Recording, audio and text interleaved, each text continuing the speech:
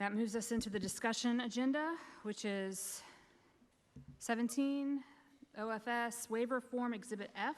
Dr. Ross? Yes, coming to the podium is our Chief of Student Services and Planning, Dr. Mike Harris, along with Dr. Van Holden from Accountability.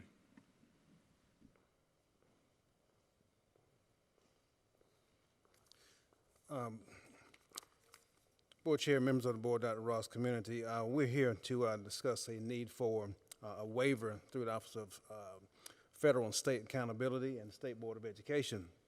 And it's for the purposes of continuing and not impeding the process of our currently approved strategic plan and school renewal plans. And so we've asked Dr. Holden to come forward and to kind of share with us some insight as to that waiver and the need for that to move forward through our strategic plan. So we'll turn that over to Dr. Holden at this time. Sure, that'd be great, thank you. As you recall, earlier in the year, we came to you with information requesting a waiver to state board regulation dealing with instructional minutes and caseloads for teachers. We've continued conversations with the State Department throughout the year, as well as we've had different situations arise at schools. So we've brought back to you tonight are just an updated waiver with an updated listing of schools and information on the specific regulations at each school and what we're looking at there. This is just an effort to keep the board updated on where we are with that specific regulation as we've had circumstances change during the school year, and also to continue that conversation with the State Department of Education. I'll defer specifics on this to Dr. Turner and the Human Resources team, but our plan from here is pending board approval, we would then go back to the State Board of Education and seek their approval, and then we would have that.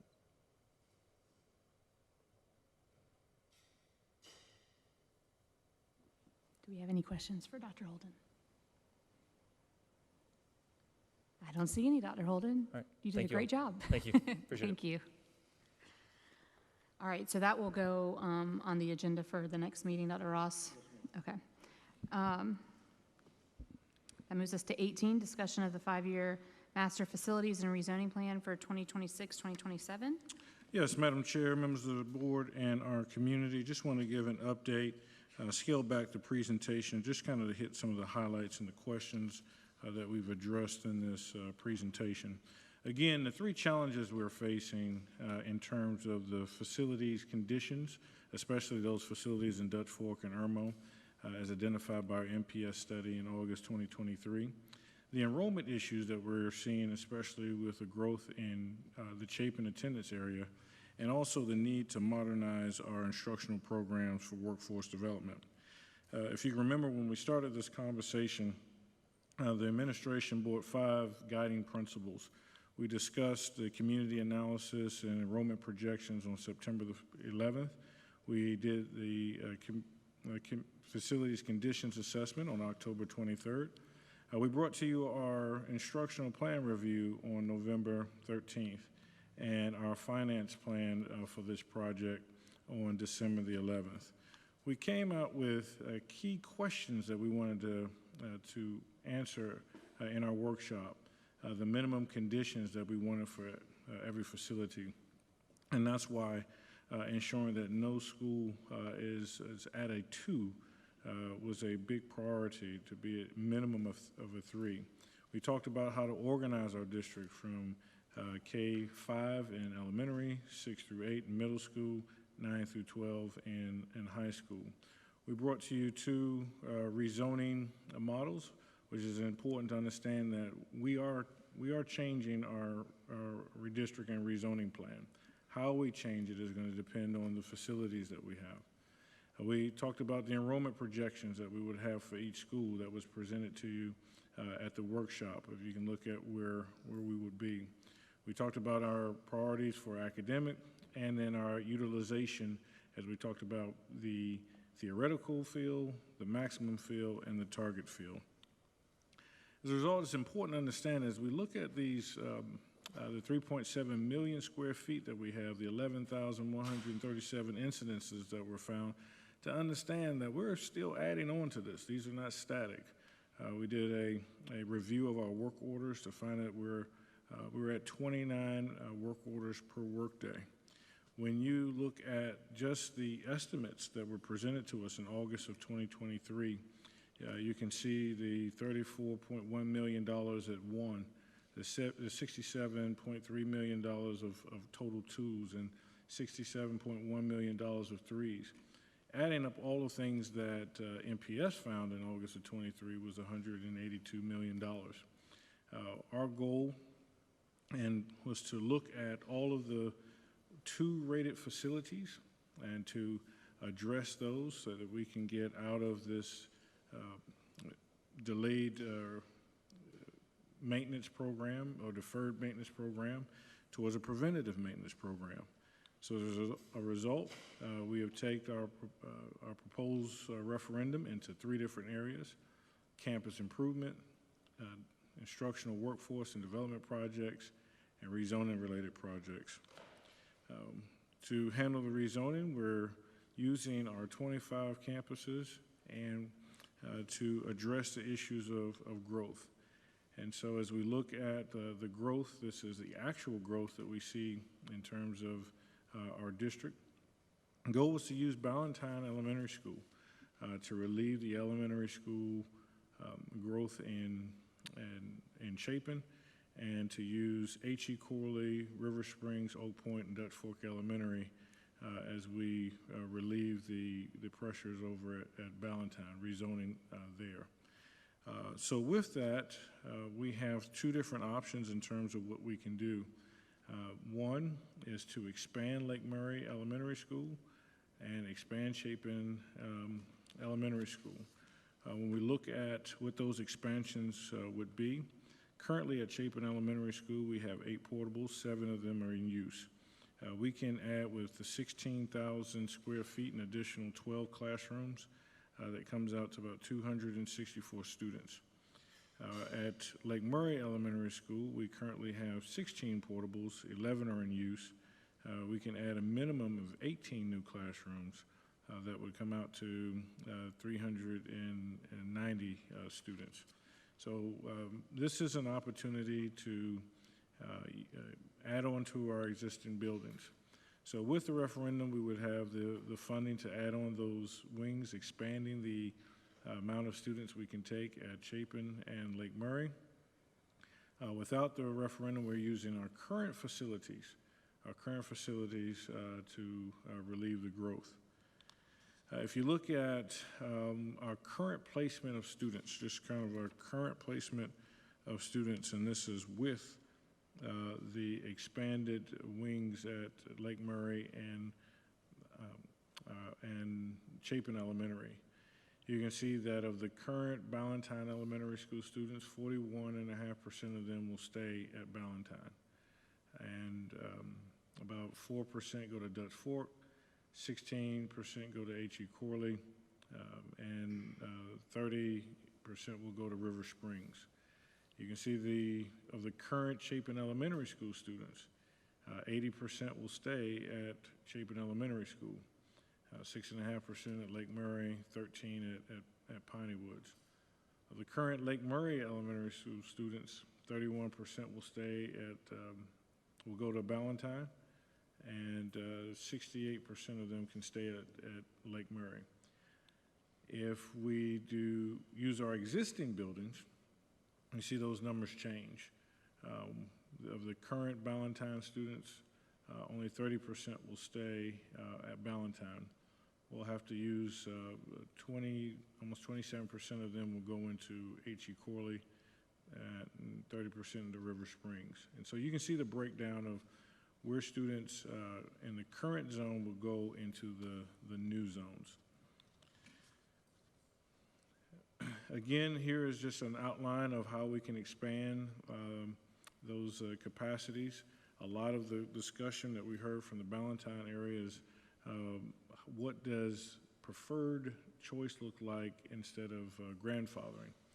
And as you can see, with the expanded Lake Murray and Chapin Elementary School with the referendum, that we have more opportunity for students who were zoned out of Ballantyne to take the preferred choice option back into Ballantyne. What we've put out for our community is the structure that we're currently in, but we will be leaving this structure. in 2026-27, going to either these two structures at the bottom, with our referendum and or without. So these are going to be the two options in which we will move to. There was a question about can we add fifth grade at Piney Woods in our current model, and those existing. I think there's 4 classrooms that are up there. 2 are used by interventionists, and I think 2 spaces are used by the 5 program. That would require us finding a place for those programs, including the 5 program, in order to bring that there. But the other issue is that the zone space for 5th graders in Chapin are at CIS, and that's where a teacher allotment, your staff, your counselors, and so this would require bringing on staff that would actually be able to follow those students to Piney Woods, because we would be reducing the population at CIS, but they're going to need staff and teachers there as well. So our recommendation is we move all as one. We use all of our middle school allotments to cover Irma Middle, Crossroads Middle, Dutford Middle, Spring Hill Middle, and Chapin Middle all as one. And so one of the things that we wanted to talk about is what these look like. And we have always marketed that with or without the referendum that the tax rate is 69.5 meals. What I wanted to do is just have our financial advisors speak to these models, just to show why we are saying that in terms of its implications to our tax rate. So we have with us from PFM, Jay Glover, if you're still with us, if you can kind of explain the with and the without models for us. Hey, Dr. Ross and board members, this is Jay Glover from PFM. Can you all hear me? We can hear you. Great. So I think these graphs are something that you all probably have seen in prior presentations where we attempt to graphically show the district's existing debt. We layer on proposed debt without the referendum being your $15 million a year that you issue. And then we also show your GO debt that you have been issuing all along to fund the IRMO project and some other capital projects. So if I look at this graph here, just explaining what the various colors mean, your gray bars are your existing referendum approved GO debt from prior years. We've been layering on the yellow debt each year, which is your IRMO high school debt. Your red bars are the $15 million a year that we have going out essentially into perpetuity, which is funding, annual maintenance and a variety of projects. And then the referendum debt here is the other 3 bars being the dark red, this orangish color, and I guess maybe this darker yellow color. So what this shows is the ability to fund up to $240 million worth of capital projects via a referendum and stay within your 69.5 mil levy, assuming 2 mils growth, which is the bar, the line moving up the graphic. So we are in this graph assuming a 20-year issuance on your referendum approved debt, which also gives you the ability as you move out a few years into the process to have capacity for additional 8% debt as you might need other projects beyond $240 million. So we think this conservatively allows you to fund $240 million worth of projects, but also gives you some future flexibility in the out years and remaining at the 69.5 mils in terms of your debt service millage. So again, this is based on a potential $240 million referendum. I'll also point out that we have assumed 3 separate issues, being the first one in 2025, the second one in 2026, and the third one in 2027 of $80 million each. I would suggest to you that those amounts and timing can change depending on sort of when the need for funding is, as well as your ability to spend the bond proceeds within a period of time. As your bond counsel will tell you, who I think is in the audience, you'll have to have an expectation upon issuance to spend the proceeds of each financing within 3 years. So we really time the issuance of these projects based on kind of when you need money and how quickly you think you can spend that money. So again, for illustrative purposes, we've assumed $80 million a year for 3 consecutive years, but those amounts could change and the timing of the bonds could change as well. With that, I can either pause or we can move to the next slide that I think shows an alternative scenario. Okay, so this shows essentially the same thing without going to referendum. So again, you have the same colors here. Your gray bars are your existing debt. Your yellow bars are your issuance of long-term GO for the IRMO project. And then your red bars here are your $15 million a year. So without a referendum, we have actual annual issuances of 8% debt to stay within your 69.5 mils, as well as the timing of this shows that it would take you really until about 2037 before you're able to issue $240 million worth of debt to actually fund the same amount of capital projects by doing just annual 1-year GOs without a referendum. So essentially you're doing a 1-year GO and paying that off and then having to do another issuance. So by doing so and staying at 69.5 mils, it really takes you out to 2037 before you're able to issue $240 million worth of projects. So really the referendum allows you to accelerate, when projects can get done within your $240 million budget. Again, I'll pause there and see if there might be any questions, and obviously we can take questions as we get throughout the presentation as well. Any questions? Ms. Huddle? So if you go back, before you go back, so on this slide, just to make sure I'm reading it right, the line is the 69.5 mils. And starting in 2026, that brown bar is 8% debt, right? Am I right? Yeah, those are 1-year 8% debts, each of those brown bars. Okay, so yeah. if you go back to the last slide, the one before this, that 8% is not in here, right? The same debt. No, yeah. So those are two different things. So this is showing the same $240 million really issued up front and the debt service payments on those over a 20-year period. Okay, So the second is a separate 240 that's done as annual 1-year debt because you have to stay within your 69.5 mils and your 8% debt capacity, which is really what's limiting you as well. right. So when you show, go forward now without, so when you show this, it's assuming that the board is going to issue the maximum amount of 8% debt that it can on out to 2040, right? Yeah, our assumption is that the capital needs remain the same, or there are capital needs. So yes, you would issue either 8% debt to fund the capital project or referendum debt to fund the capital project. So in this scenario, if the bond referendum were not passed and the district did not issue the 8% debt in 2026, we would be below the 69.5, correct?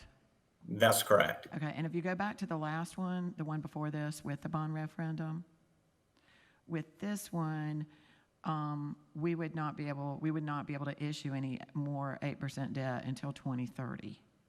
That's correct. You would have additional 8% capacity in 2030 within your 8% debt limit. So at that point, it's really, the millage levy that's constraining you because you haven't issued additional 8% debt. So you have capacity, but you don't have it within your millage levy. So yes, above and beyond the 240, you wouldn't have any additional capacity until 2030 to issue 8% debt. Okay. So if we needed to build onto a school to expand it or what have you between now in 2030, after the bond referendum passes, we would have to do another bond referendum because we couldn't do it through 8%, right? Not at this millage levy, and unless, I'll have one caveat here, unless your growth percentage is more than 2%, you could potentially have some additional capacity beyond what we show here. But yes, if the growth in the mill is 2%, you wouldn't have any additional capacity until 2030 for other projects. That's right. Okay, thank you. Any other questions? Mr. Scully? I thought the 8% debt was annual, so it pays off every year, right? Yes. So in the referendum, in the without referendum scenario, we are assuming 8% annual issuances. So each of these sort of brown bars is a 1-year financing that's paid off in the next fiscal year. So we would issue a deal in 2025 and you would pay it off in 2026 and then so on in this scenario. The referendum debt is longer term 20-year debt. So you're issuing essentially 3 series in 25, 26, and 27, and you're making the annual debt service payments out in the latter year. So, Right. so But to answer your specific question, chart, yes. in that chart, the 8% debt is still annual. So you still have the annual capacity each year. You just can't exceed it. Because You have 8% capacity, but you don't have any capacity within your 69.5 mil levy. except for the amount of 8% debt that you pay off each year. No, that's taken into account in this graph. Okay. Mr. Satterfield? And this is probably more for Dr. Ross. If, without the referendum, though, we're taking our 8% money and trying to fix and repair the schools instead of addressing all the needs that the referendum would address. In other words, we're going to be fixing one school and then fixing another school and then going through that progress, correct, with the 8% money? And Jay, if you can, not to put you on the spot, but without the referendum, we don't have 80 million in 2025. No, that's correct. And if I might, I can give you some numbers as to what these brown bars equate to. So for instance, in 2026, we're showing the capacity to do about $8.4 million of 8% debt that would be paid off in that next year. And then in 2027, that brown bar is about $8.2 million. And it steadily grows from there as it appears in the graph to when in 32, it is about $15.6 million. So it's not really until 2033 when your current referendum debt pays off that you start getting larger chunks of money in the $30 million range, growing to about $40 million. So really in 33 to 2040 is when you start getting larger chunks of over $30 million. All of these other bars are anywhere from starting at around 8 million to growing to about 15 million, which is what you would have annually to meet your capital needs. In addition to the 15 million that is these red bars that I think you're all aware of that you kind of do every year for maintenance projects. Does that address the question? So Jay, what you're saying is that we will still have the 15 million annually, and the 8% that you're talking about would be in addition to the 15 million we're currently issuing annually. That's right. So these red bars are 15 million of annual, I get that. So these red bars are the 15 million of annual issuance. You would have that into perpetuity. And on top of that, you would have an additional 8 million starting in 26 that grows to 15 million in 32. And then from 33 to 40, it's about, anywhere from 30 to 40 million. So in addition to the 15, that's correct. The reason I asked the question, just as a little follow-up, so let's say that the referendum doesn't pass, then we have to make decisions. We have to look at all the needs that have been assessed with our schools and come up with a priority, like who gets first shot, who gets this, instead of addressing. I know that in the report that we got, there were a myriad of needs. I mean, we even discussed the fact that probably some of our schools need to be replaced, and I know that's, as Ms. Hines pointed out, that's just too expensive, and I understand that. But I guess my concern is, without the referendum, we're going to have to start picking and choosing as we go. And as we go, the schools that we're first or second on the list will soon become repetitive a little further down the list, because our schools are just, Dr. Ross has shared with the number of maintenance requests and things that are requested that we just can't even seem to meet the needs of these schools. So that's a real concern. I know that we're talking about the referendum with the 8% money and all that, but when it comes in the practical sense of actually addressing the needs of our district, I really feel like I'm really concerned that if it's not passed, that we're going to be behind the 8 ball for so many years, and our schools are going to continue to, deteriorate in a fashion. So, just my comment. Any more questions for Mr. Glover right now, or does he, okay. This actually might be a question for Ms. Heiser, but it's about the money, so should I wait and ask her? I guess my question is there a time limit in which, if the bond referendum passes, we have to spend the money?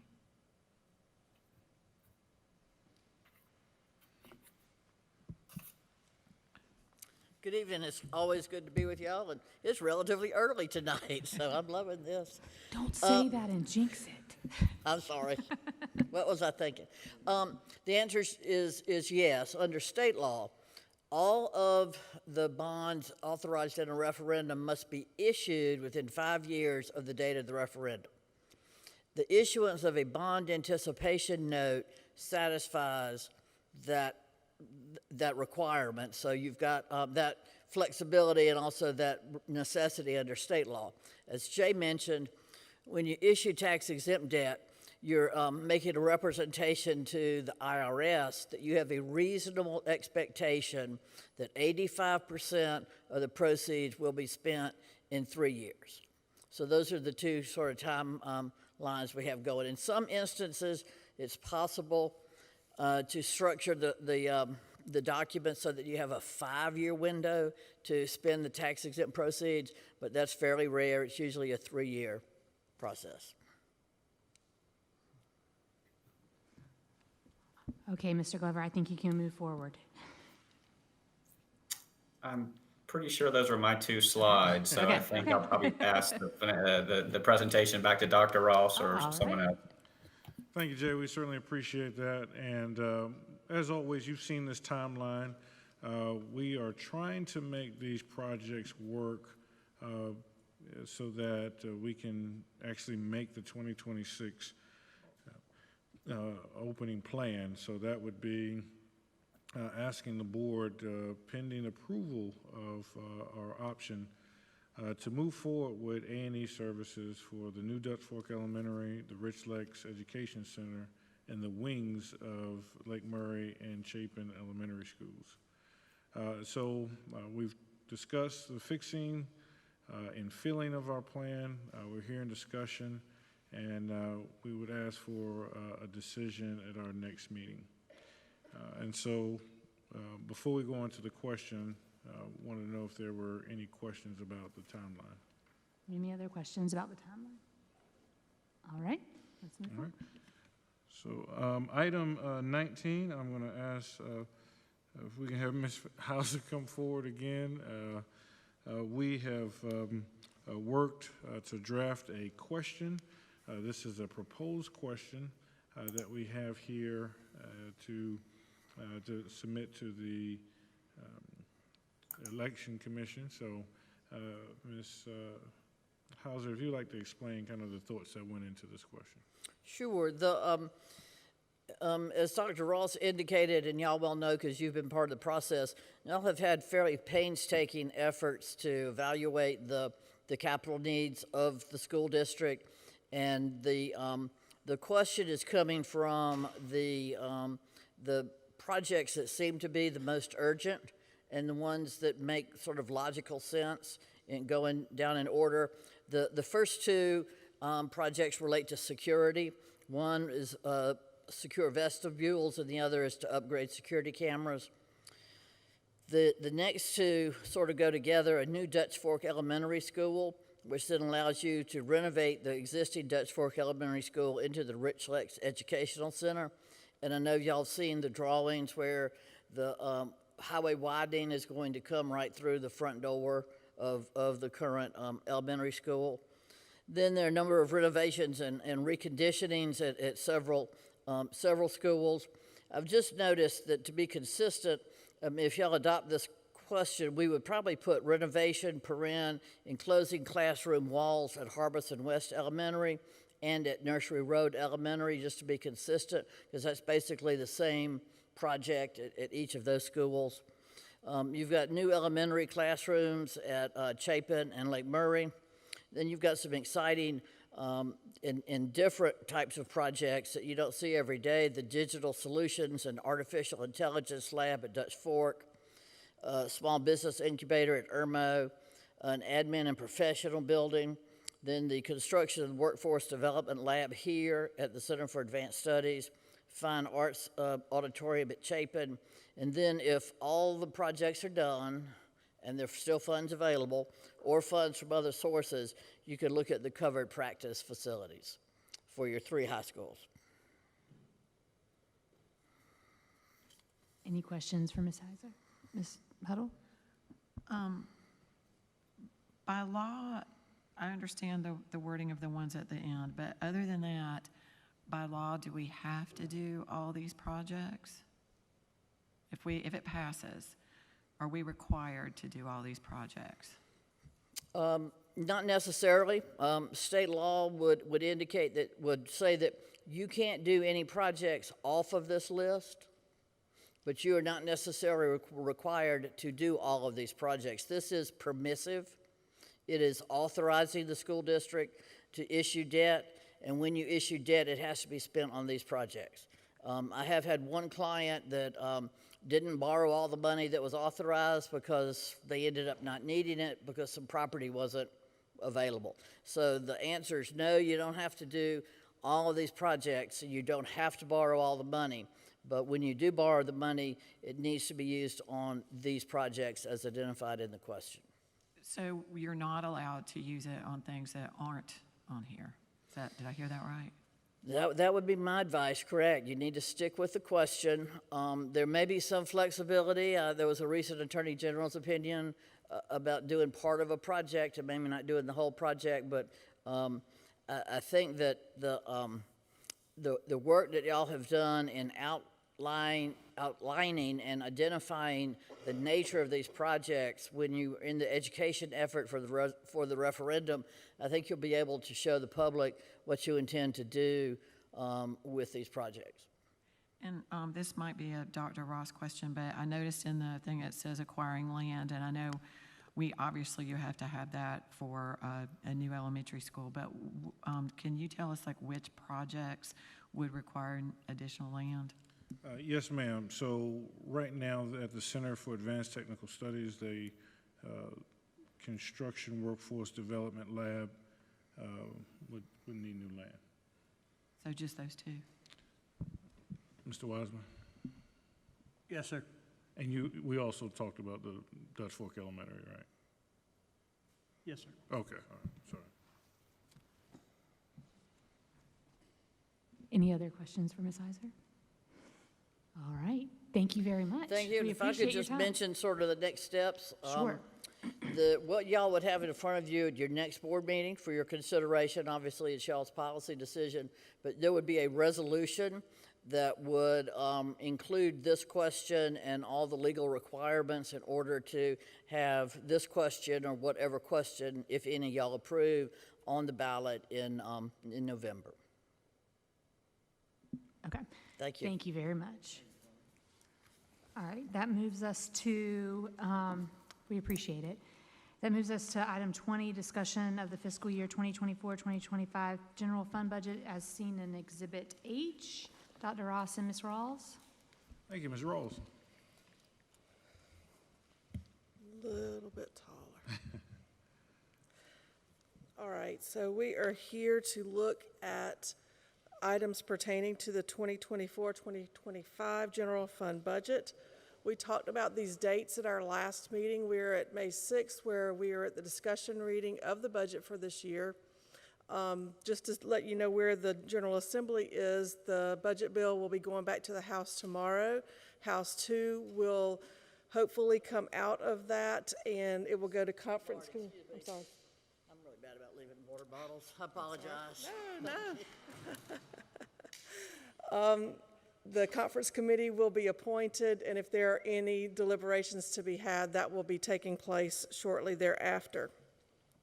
The conference report in a email I got recently from the South Carolina School Business Official Legislative Liaison stated that the conference report will probably not be out until June the 18th. So we've got a little bit of time before we'll know the final answers on the budget. Want to go over some state considerations. We talked about these last time as well, where the minimum salary schedule is the same in both houses, and so therefore the bachelor's degree teacher with 0 years of experience will be at a minimum of $47,000 annually. There will be a funded step increase for teachers. Employer health insurance contributions will go up 11.8%. And there will be some level of increase for the state minimum bus driver salary schedule.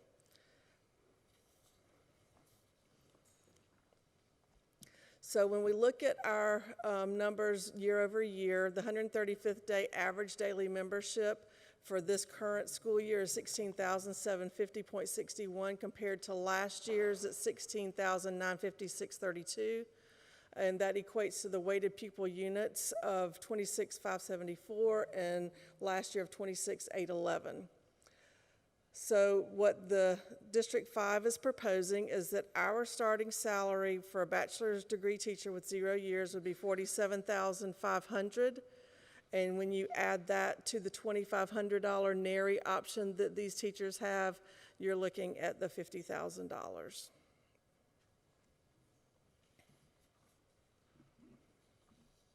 This is going to be what the administration's recommendation will be coming up on the first reading. So when we dissect all the changes in the budget, here's what we're looking at. So from a district level, to add the new teacher salary schedule and a step, you're looking at a $1.45 million increase. The health insurance increase is approximately $1.3 million. If we add 2% to the support staff salary schedule and a step, and we add year 22 to the schedule at this point in time, but ends at year 21, so any person that is on a support staff salary schedule that has more years of experience than 21, they never make higher than year 21. So we're going to add year 22 to this, and all of those increases for the support staff salary schedule are $1.45 million. A 2% and step increase for the admin schedule, that's $400,000. The FICA and retirement related to everything I just talked about is approximately $1.1 million, and only about $90,000 increase for the bus driver salary schedule. So for a total for the potential salary and benefit increases, you're looking at $5.79 million. Do you want me to pause and ask questions now, or do you want me to go through the whole presentation? We'll go through and then we'll ask questions. Keep going? Okay. So we were needing to add some days to the contracts for AAPs at 3 schools and APs at 3 schools. So you're looking at approximately $65,000 to do that, and that is salary and benefits. Okay, so we're looking at ESSER now. So with ESSER, we have several positions that are still being funded through ESSER, and to move them into general fund would be $1.2 million salary and benefits.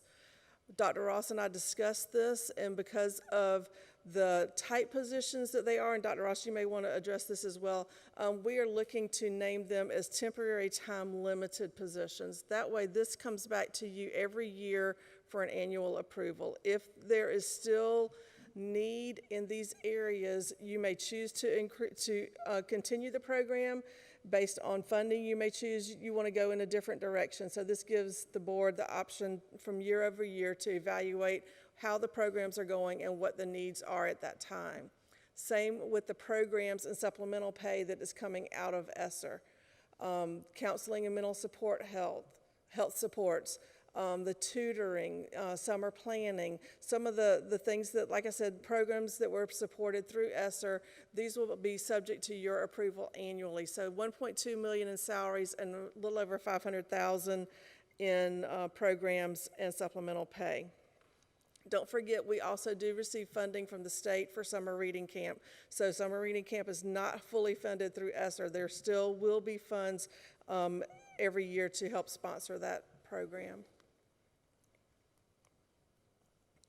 A few other items to include as increases for the general fund budget would be the Community Support Services Coordinator at $165,000 salary and benefits, and then the cost of the NARI program is right at $375,000.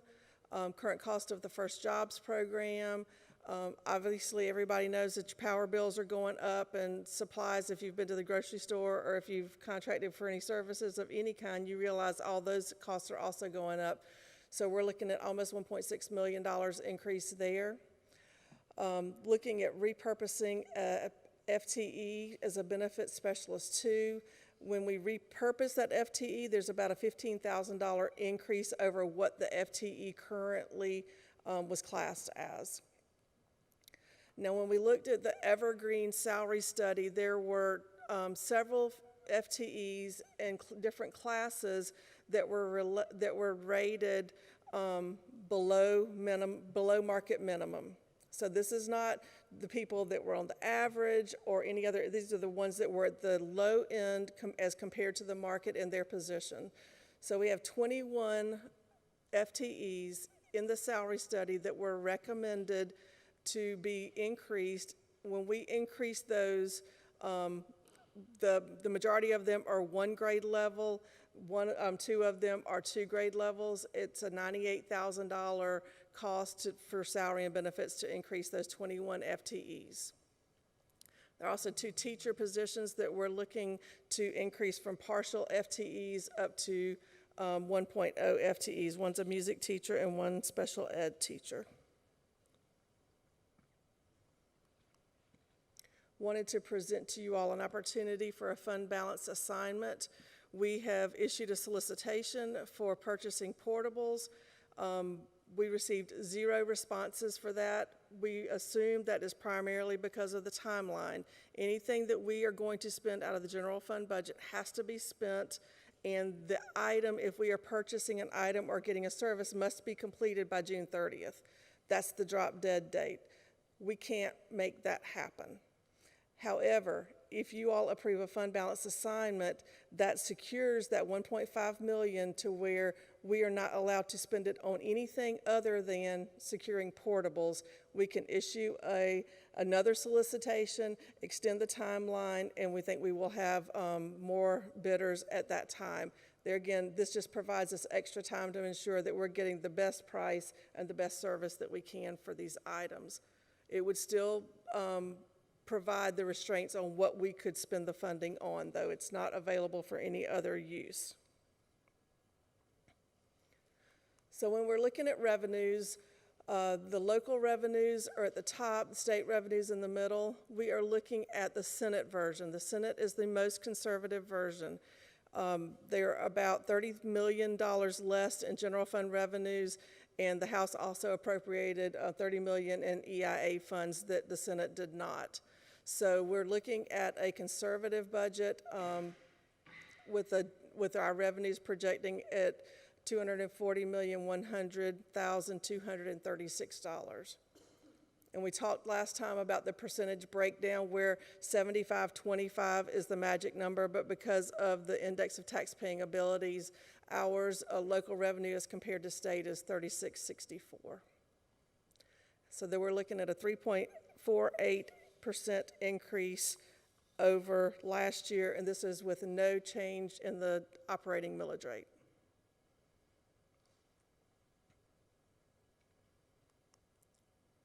When we look at the expenditures, we are projecting that same 3.48%, and expenditures line up as salaries and fringe at 87.5%, and everything else supplies, services, equipment, 12.4, and that extra 0.1% would be in the transfer line. So what you see here, everything that I discussed previously is in this model. So all the additions, all the salaries, all the benefits, services, supplies, everything that we saw on the previous slides are accounted for in this scenario.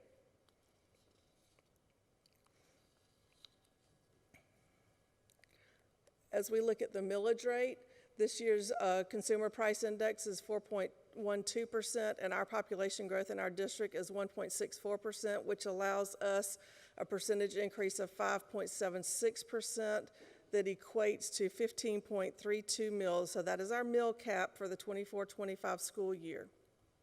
There are 30.01 mills available in look back, which would allow the board to exercise 45.33 mills.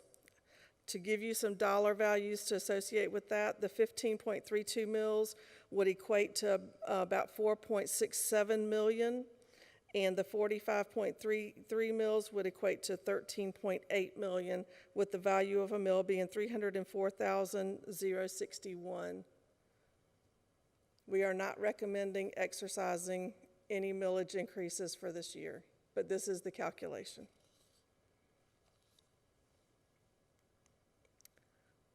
This just outlines again the millage rates and what the cost would be to a taxpayer in a $150,000 property at 6%.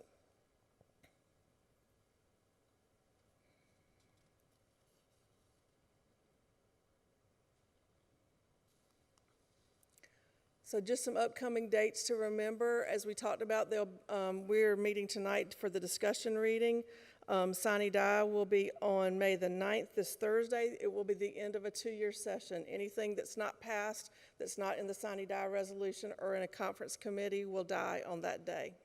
So there are a lot of education bills still to go. So if you follow that, this is going to be a huge week for education and a lot of other topics in the State House. But I think I read that there were about 80 bills in the Senate and 40 in the House that they've got to get through before the end of the day Thursday, or either they will have to be included in the resolution.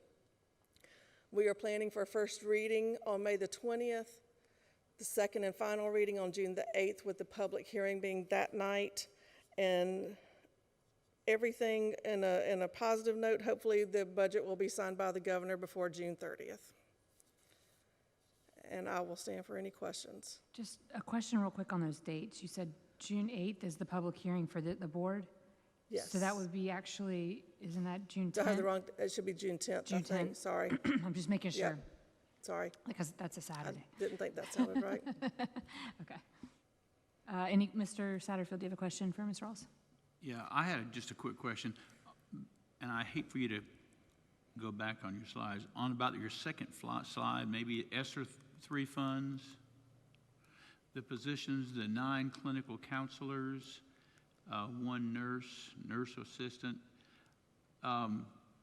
I'm sure that the reason that Dr. Ross asked for those positions is because of the needs of our kids, and I know that it seems like everything that you read, they talk about the young folks today and how much additional they support, how much support they need. I'll be honest with you, a little concern is that if it's listed as a temporary position, are we going to be able to hire folks, good folks? In other words, if we get somebody who's really good at working with the youth and can be that intervention that they really need, I know this is a budget consideration, but it's kind of like when you write a grant and you say, well, this is just a 1-year position, and some folks will take it and some folks won't. But I was just curious, and maybe Dr. Turner can help with that, with the hiring of folks getting good. Will that be a problem? Dr. Turner, when we did these, did we not do them as that they would have ended at the end of the ESSER grant? Yes, they are already hired on as grant-funded positions, so they accepted these positions in anticipation of being temporary with waiting to see if they were extended. It is always a consideration to answer the first question you asked. It is something that we always consider, but they do have knowledge on the front end that these were temporary positions. But yes, sir, it is a consideration. Yeah, and I appreciate that. I guess my concern was, I have a sneaky suspicion, I don't have anything in front of me, no data, that there are other schools that are trying to hire these folks that can help the young people in their schools. And I was just curious if that should be a permanent position and not a temporary position, so that helps us meet the needs of our kids. And maybe it's something that requires another year of evaluation, determination as to whether or not to move forward in that direction. But I know that we're having a hard time hiring certain folks in certain positions, and this, I know that nurses and clinicians are in real need. So just a thought. Ms. Huddle? To follow up on that, and I may not have the terminology correct, but we talked at one time about hiring, I think they're called certified behavioral analysts, and I'm just asking because I'm seeing this here. Did we do that? Do we have any open positions? Do we need more positions? How does that work? Ms. McCaskill, do you? We have hired a BCBA for next school year that will be in place for next school year. So we do have a BCBA that has been hired. One. Is that sufficient, do you think? I mean, I know it's never sufficient, but I guess I'm just balancing these positions against what I heard were like wonderful things that those folks did. So I just want to make sure if we're going to budget for this. There's been lots of conversation, and to be honest, what you get your most bang for your buck is to have RBTs, which they are supervised by a BCBA, so they're still trained with behavioral specialists, but they're not as expensive because the BCBA is like the supervisor of the RBTs, and so there is some consideration that those would be we've done some contracted services with RBTs that have been very successful, and so that is something that could be a consideration as well. So we don't have any RBTs right now? We do I mean, not. I guess I would just ask when we do talk about the budget again, if we could hear what you want and just to factor that. I realize you've got this balanced, but, so that was one question. Another question I had was the community support position, and I may be mixing this up, but is that the position that was funded by a grant except for the benefits? That's correct. So is it not going to be funded by the grant No, ma'am. anymore? No, ma'am. Okay. Are we going to get an update on that final project or that final term? Yes, I know, I believe we've closeout. gotten, we've kind of Yeah. got, I know we've gotten some information as we go, but Yes, just to ma'am. see the success of the program over the year. Yes, ma'am. Another question, and I know you may not have the answer to this, but if you could bring it back to us next time, is I'd be curious, I know we pay above step right now, and I realize that step's going up and it's going to be a challenge as it is, but I'm just curious if we wanted to maintain that same additional amount on top of what the state requires, what is that costing us right now in terms of salary and benefits? I'm not sure I'm understanding. I Okay, didn't hear like the first part. if you look today and you look at, forget next year's budget, if you look at today and you've got the state mandated step, and across the board, we pay more than that. Sometimes it's, it varies based on, but I'm curious, what is that extra amount that we pay today? What is that costing us in terms of taxes? I mean, in terms of the actual amount is plus any benefits associated with it? Most steps, and if you do it on average, it's about 1.4% when you look at the whole teacher salaries. Are you talking about the teacher's salary schedule Okay, or I guess all? what I'm saying, where I'm headed with this is I would like the board to know how much that is, because we're in a teacher shortage, we're competing. And so, and I realize we've got NARI, but it would just be nice to know if we wanted to try to maintain that same increment, what would it cost? And we're close to the same increment we've always had. The steps year over year are approximately the same percentages always, because the whole schedule increased. So whenever I didn't increase the salary schedule by the same dollar amount on each cell because the state's isn't like that. And when you look at comparing there were many cells that would end up where they were less money this next year than they were this year. So there was some calculations that were different just depending on where that cell was. I mean, we can certainly look at it over the entire schedule. It's about a 6% increase in the teacher salary schedule on average. Some cells are much higher than that. Some cells are much lower than that because there's just not a percentage that it works off of. Well, maybe a better way to put it is let us know what you guys would recommend in terms of trying to keep our salary schedule higher than the minimum. And it might not be the same increment. We're $500 higher right now, plus the NARI, so we are $500 over the minimum, and Is that across the board? Or is it just on year one? At least $500 across the board. So this budget would have Yes, at least, ma'am. okay, that, because, Can I make a? sure. One point, though, and I would say, we're doing that at our current class sizes. Correct. So I want us to say, the other issue is that we maintain 25 to 1 in class sizes and not as high as 35 to 1 on the state. So as we put that cost to you, just understand you're currently paying more to get to 500 over or 6% because we're going to maintain these class sizes. And also trying to get their support some money as well. So I want to report giving the teachers the raise, but also making sure that when we bring on an RBT or a clinical counselor, that those supports also get that raise as well, which is not in a lot of these cases funded by the state. So we gotta report that whole picture there. And I was looking at another presentation today from another district in South Carolina, and they brought up the similar thing. They're also having the class size discussion in their district. So that is one thing. When the legislature funds it, they're funding it based on that 35 or 45 for some of the electives. And so like Dr. Ross said, when we are going smaller, we're buying that down.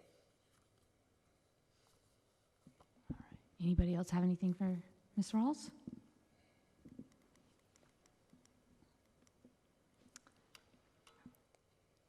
I'm good. I was just making sure, Ms. Rawls. I'm good. All right, Mr. Hogan, I got a motion. please. Do we adjourn? Do I have a second? A second. I heard Ms. Barnhart.